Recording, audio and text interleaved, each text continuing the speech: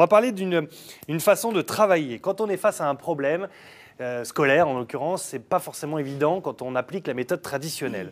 On vous présente aujourd'hui deux profs qui se sont dit, nous on va essayer de changer les choses, on va essayer de trouver une solution pour solutionner ces problèmes justement. Eh bien, elles ont mis en place ce qu'on peut appeler une petite méthode pédagogique intitulée les tâches complexes. Bonjour à toutes les deux. Bonjour. Florence et Chahine, vous êtes toutes les deux profs de français à ma gauche pour Florence et prof de maths pour Chahine à ma droite. Vous êtes prof au collège Berthelot à Nogent-sur-Oise et un jour, vous vous êtes connectés toutes les deux et vous vous êtes dit on va essayer de trouver une solution pour les aider, ces élèves, à mieux appréhender les problèmes. Et du coup est née les tâches complexes. C'est ça. Voilà. Comment est née cette idée comme ça, ça correspondait à un besoin? Oui, ça correspondait à un besoin parce qu'on sait que les élèves s'ennuient au collège au moins de temps en temps, si ce n'est pas trop souvent. Et on sait aussi que les élèves français sont un peu connus dans les évaluations internationales pour être des élèves qui n'appréhendent pas bien la nouveauté, qui fuient un peu le fait de répondre devant quelque chose de trop nouveau. Et donc les tâches complexes, c'est une manière aussi de les habituer à ne pas être déroutés et au contraire à être motivés par quelque chose qui a l'air difficile, nouveau, mais qui les engage dans une démarche. C'est-à-dire qu'on n'aborde plus un problème seul, mais on aborde un problème en commun. On essaye ensemble de résoudre un problème. Exact. On prend des situations de la vie quotidienne, par exemple, et donc on va articuler des tâches simples pour formuler une tâche complexe. Alors, on va prendre un exemple tout simple de mathématiques, ça vous concerne en l'occurrence, Oui. qui concerne la fête d'anniversaire. C'est-à-dire que vous avez un jeune qui doit organiser son anniversaire et les élèves doivent l'aider à le financer, à le budgéter. Exactement. Du coup, comment ça se passe? Alors en fait, il a un budget de 40 €, par exemple, et donc il a diverses activités à sa disposition. Ils peuvent aller à la piscine, ils peuvent commander des gâteaux, etc. Et donc l'idée, c'est de faire des choix qui soient optimaux pour pouvoir préparer cette fête d'anniversaire. C'est-à-dire que vous développez le problème, alors c'est difficile de le visualiser à l'antenne, mais vous partez du principe que dans le supermarché, il peut acheter tel et tel produit à tel et tel prix, Oui. qui a un certain nombre d'invités avec un ordre de priorité à respecter, qui a des tarifs de nourriture et qui a des tarifs aussi d'activité. Ouais. Et à partir de tout ça, c'est dans un grand sac, et ensemble, les élèves doivent trouver combien doit coûter l'anniversaire par personne. Exactement. Et donc ça se finalise en fait par une restitution à l'oral et donc une présentation de chaque groupe de leur formulation.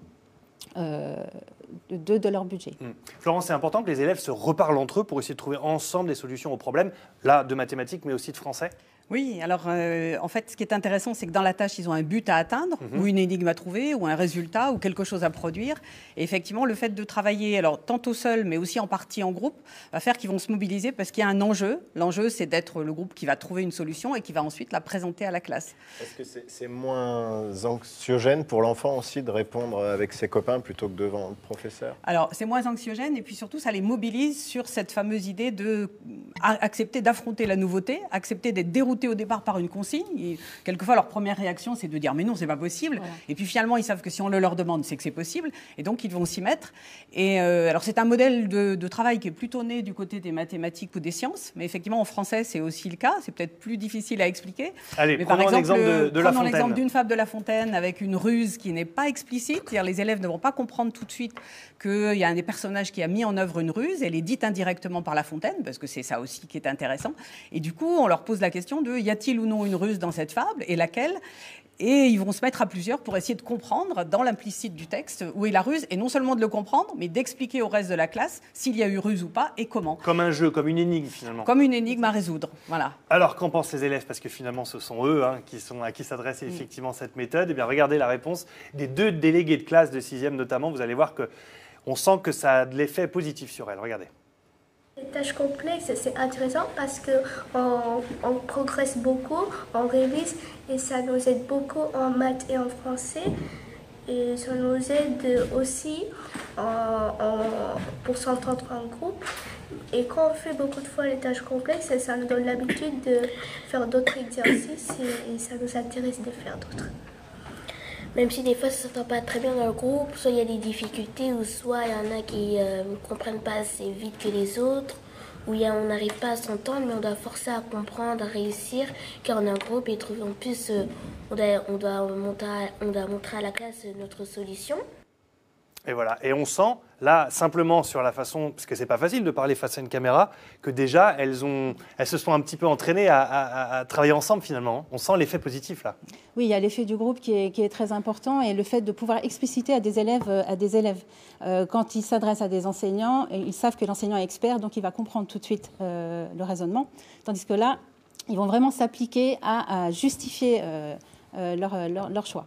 Voilà, bravo à donc Kadishka et Gianni d'avoir répondu comme ça à la caméra et d'apporter un petit peu votre... Voilà, c'est important aussi d'avoir des retours de cette nouvelle méthode de travail que vous proposez. Hein. Oui, et en particulier pour mobiliser les élèves en difficulté, parce qu'on pourrait se dire que comme les tâches sont complexes, elles vont peut-être décourager des élèves en difficulté, mais avec l'enjeu de la tâche et l'entraide dans le groupe, on s'aperçoit que ça mobilise bien des élèves qui sinon seraient découragés. Et ça, c'est très important. Comment se déroule cette méthode? Est-ce que vous la distillez tout au long du programme scolaire dans les thématiques qui vous concernent, ou est-ce que vous avez des cours dédiés vraiment à ces tâches complexes? C'est plutôt par moment, parce qu'il y a aussi besoin de faire des leçons, des exercices, les tâches plus traditionnelles. Et à intervalles réguliers, on met les élèves en situation de tâches complexes. Voilà, ça se résume à peu près à une fois par quinzaine.